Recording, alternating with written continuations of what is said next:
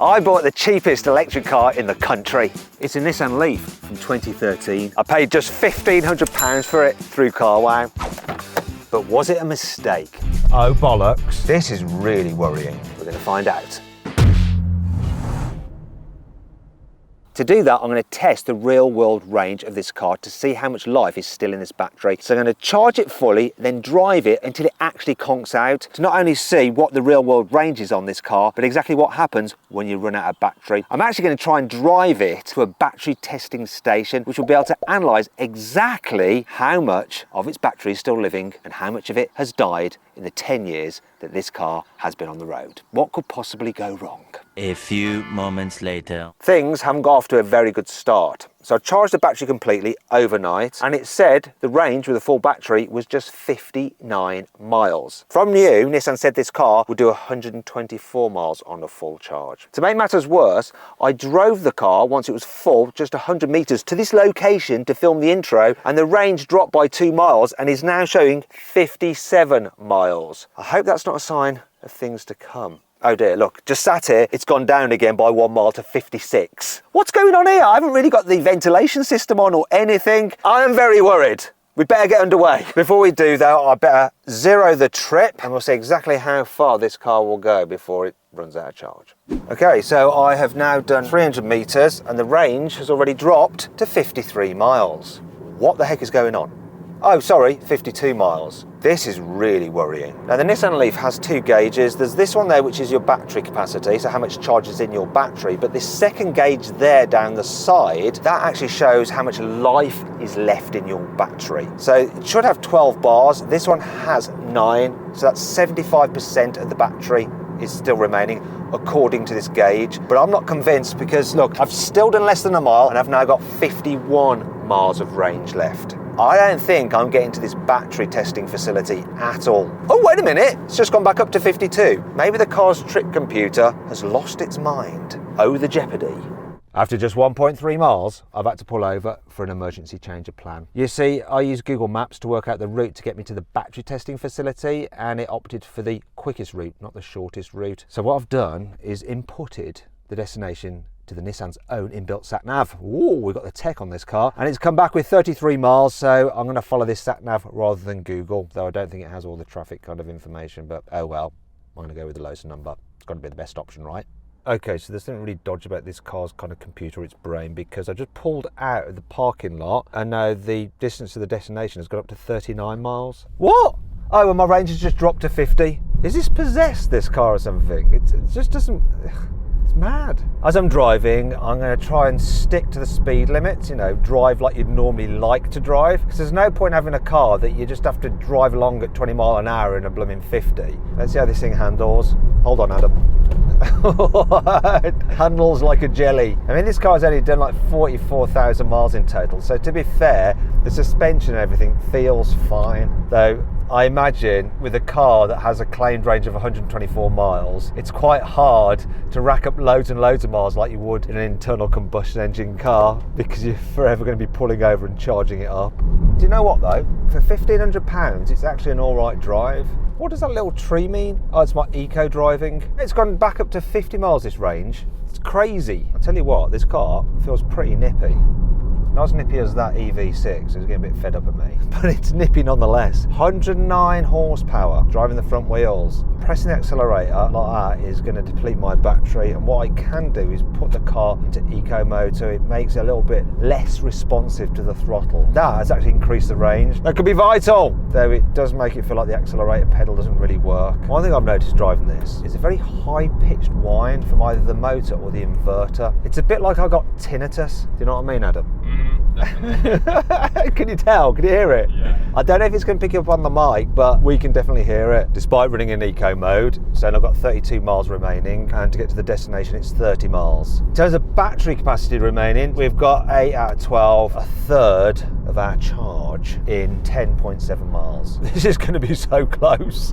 We've just driven through a town and we're going down a hill, so I've got my foot slightly on the brake to do some regen, put some energy back into the battery, and look, it's got up 36 miles of range now. There's something you need to know when you're buying an old used Nissan Leaf. Back in the day, the range started from £21,000, and that actually included a £5,000 government grant towards the price of the car. However, if you wanted to save even more money, you could opt to buy the car without its battery pack and then lease the battery pack from Nissan. That meant you could bring the price down to about £16,000. However, you would then have to pay about £100 a month to lease the battery. The problem with that is that there are some cars still out there which were bought under that system. You might be paying 1,500 quid for the old used Nissan Leaf, but not know that you still have to pay Nissan £100 a month to lease the battery on that car. Now, normally dealers will tell you which car is which, but some sellers may not, so you have to be very careful when buying one of these used. Look at this though, the range has now got up to 40.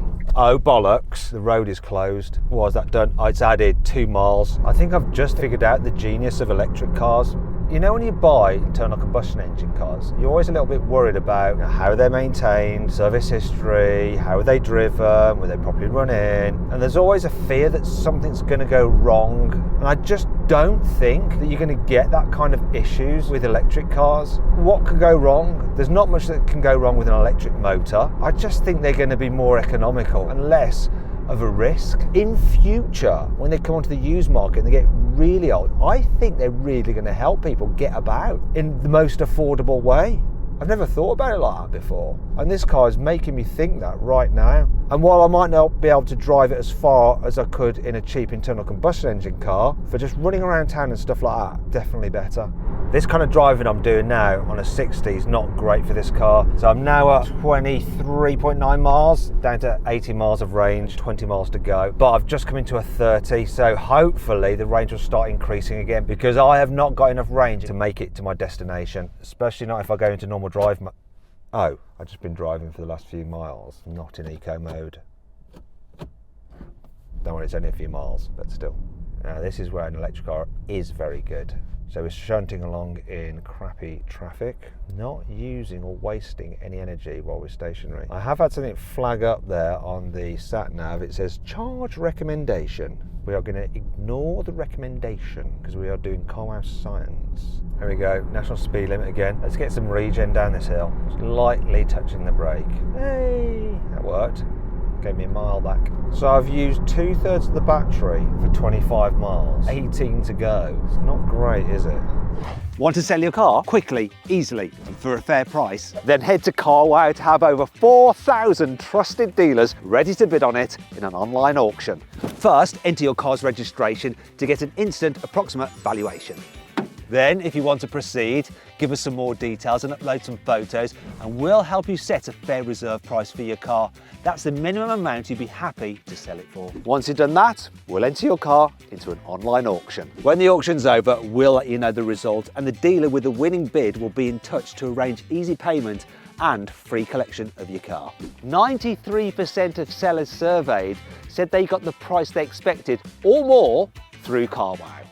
The best bit is, it's completely free! I put a link in the description of this video and the pinned comment to take you directly to Carwow, where over 4,000 dealers are ready to bid on your car. Or you can just click on the pop-out banner that should be appearing in the top right-hand corner of the screen now. Alternatively, just Google "Help Me Carwow" and we will help you sell your car quickly, easily, and for a fair price. On with the video.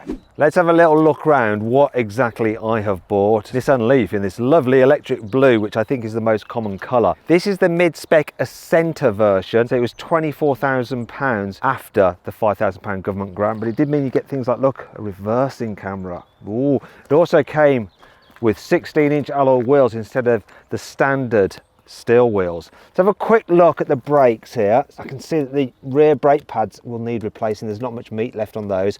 And the tyres here on the rear are some budget brand called, oh look, Prestivo or something. But they were made in 2022. A few scuffs down the side here.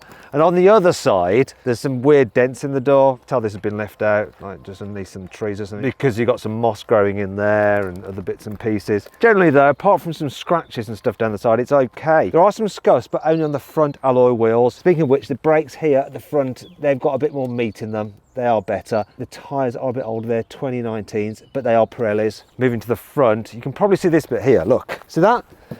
Doesn't quite line up. I think this bumper has been replaced because it doesn't quite match the colour of the rest of the car. Let's have a look, see under the bonnet, see what we've got here. Come on, where are you? Where's the release? There. There's some form of wood chipping here, look in there. Now I'm hoping that that has been near somebody like chopping some trees or something like that, and that's not caused by mice, because that could be very, very problematic. Overall though, 1,500 quid doesn't look bad at all. And the great thing about having a car such as this, which has some scuffs on it and had a bit of a life, you don't mind if it just picks up a few more. And that makes it great for just, oh, I've just scratched it a bit more. Yeah, so you don't really care. That's the beauty of a car like this. You can just drive it and forget about it. Considering the price of this car, the interior is actually pretty decent. So you've got the light trim, though it does mean that the seats do have a sort of a dirty look to them. You can't tell this on camera, but there's a bit of a damp smell in here. And one thing I've noticed is that there's a touch of mould here on the seat belts. I wonder if this car has had a bit of a leak at some point, or maybe there is a steady leak. Anyhow, under here you've got some storage, it's all right, some storage areas down here. You've got USB input there. You've got Bluetooth, so you can connect your phone to the infotainment system, and this being the centre has upgraded satellite navigation. It also comes with the cruise control, which you didn't get as standard. Storage is all right, look, I can fit my big bottle in the door bin, and the glove box is a decent size. Look, we've got the manual and everything. Like all the documentation. I'm not sure what this is. What the heck's this? Rechargeable dehumidifier. Ha ha! My nose didn't fail me. Yes, this car is a little bit damp. I've actually got all the documentation for it here in the door. Let's have a look at it. So, there we go. It has had 2 former keepers before the person that had it last. So 3 former keepers before me, which isn't bad. And it's done just over 44,000 miles. Definitely smells damp. Make sure the electric windows work. Oh dear, please go up. Oh. Oh, it's all right towards the end. How about the passenger one? Go up. Please. Oh. Right, and then we've got rear windows, but they seem to be a little bit better. Yeah, they're better. I'm just going to check out the back seats while I'm at it. So, pretty roomy. Headroom's good. Got Isofix anchor points. Feels like a bit of a bargain. I just wish it wasn't quite so dirty, but I reckon I could get this detailed and probably have it looking spick and span in no time at all and get rid of that strange smell. So, this car's got locking wheel nuts. I haven't seen the locking wheel nut anywhere. I've got charging cables here. What are these ones? Okay, that's the ones that you plug into a public charger. This is your 3-pin socket for at home. What's under here? Nothing. It's a decent sized boot. Show me about this ledge, look. See what I mean? When you fold the seats down. Anyhow, what's in here? Please be, yes it is, thankfully. That's your tyre repair kit. What's this? Be the locking wheel nut, because if I haven't got it, I'm screwed. Yes, there it is. The locking wheel nut is there. And then we've got the toolkit. That's all pretty decent. I'm quite impressed with this car. Let's continue driving it, see how far we can get. 3 bars of battery, so that's 25%, 30 miles of range and 13 miles to go. Everything to play for. Driving along, I've just noticed something. A little bit of wind noise from here. Don't seem to be getting it over the other side. And I'm just wondering if there's a slightly leaky door seal or something which is causing that. It's one of the things about electric cars. You notice other noises because you don't have any noise from an internal combustion engine. So as the cars get older, you're probably going to notice more rattles and squeaks. Though to be fair, this car doesn't rattle or squeak at all. Oh, 2 bars of battery left and 10 miles, 9 to go. Wonder what this thing will do as it starts to run out. Will it just reduce the power? Will it just stop suddenly? It's been on 11 miles for quite a few miles now. I don't know what to make of it. I think the only thing that really matters is the state of charge. That's on 12 miles. Make up your mind. All right, so I've done just over 43 miles, 2 miles to the destination, 30 miles of range left. I wonder if this car's actually going to end up doing the exact 59 miles that it pledged to at the very beginning of this video. Oh, we're almost there. Range has gone back down to 12. Let's just pop into our destination very briefly. I'm here with Matt from Cleveland Electric Vehicles, and Matt is an expert when it comes to not only selling used electric cars, but also checking the health of them. We're going to check the health of the battery in this car. We're going to hook it up to some big diagnostic machines. We've actually found that a third-party app created by owners and lovers of the Nissan Leaf is the best tool to use. So it's called Leaf Spy. Connect it to the OBD port and go in on an app. So simple as that, we've connected to the car and we can see the data come up on the screen straight away, so it knows it's a 24 kilowatt hour battery. Its state of health, dramatic pause, 70%. According to the little dial in the car, it's saying there's 75%, and that's close enough, isn't it? The indicators on the side are roughly for a vehicle owner to be able to see what the state of health of the battery is.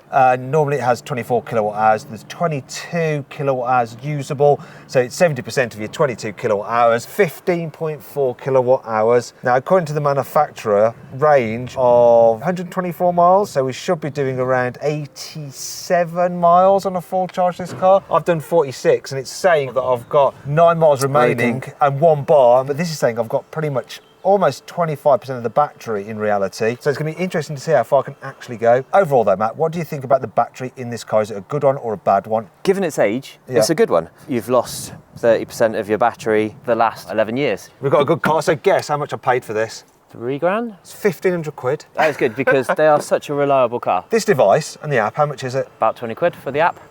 Yeah. Is that all? There are a lot of Leaf owners that have this because of how good it is. We do a lot of upgrades on this Nissan Leaf. Okay, have you got any other battery packs? We've got a stock of them. This is some of the batteries we've removed over the last few years of doing battery swaps on Nissan Leaf. The reports are all on them as well, so we know what state of charge it was when it was removed, and we'll label it if there's an error. As you can see on the one that I showed you, this has an 8 millivolt spread between the best and the worst. Isn't it? Okay. Really good, but it's got an insulation error. There are the occasion where the cells will leak to earth. The battery pack and the ECU internally monitors that all the time, so it's very, very safe. The car will flag it and it won't drive and it won't allow that high voltage to work properly. I've got an example here of one of the cells out of the same battery as in yours. So we've got the terminals here, and you can see it's all swollen up. Yep. Yeah, we can actually see on the end here how there has been an incident. It's modular, as you can see. We can take out a faulty cell and put a new one in. Okay, then you could sell this, and you do a thing where you, for instance, if my battery pack was really low, I could buy one